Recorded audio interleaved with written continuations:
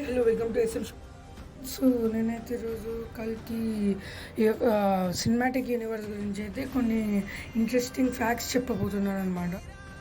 అదేంటంటే కల్కి movie production designer వచ్చేసి ఒక విషయం అయితే చెప్పడం జరిగింది. కల్కి సినిమాటిక్ యూనివర్స్లో ఒక్క కాశీ కాంప్లెక్స్ కాకుండా ఇంకా 7 కాంప్లెక్స్ ఉంటుందని అయితే క్లియర్ చేయడం జరిగింది. అంటే మనకు ఒక్క కాంప్లెక్స్ ఇంత మంచి ఒక 1000 సిఆర్ హిట్ అయితే ఇంకా పోను పోను ఎన్నో కాంప్లెక్స్ వచ్చి ఎంతో మంచి హిట్స్ ఉంటాయి అని అయితే మనకి ఈ విషయం ద్వారా అర్థమవుతుంది.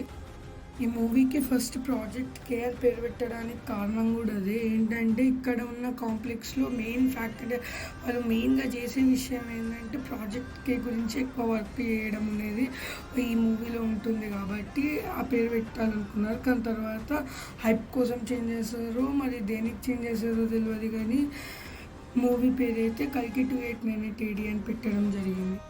సో నేనైతే కల్కి సినిమాటిక్ యూనివర్స్లో వచ్చే ప్రతి మూవీ గురించి వెయిట్ చేస్తున్నా. Subscribe to our channel.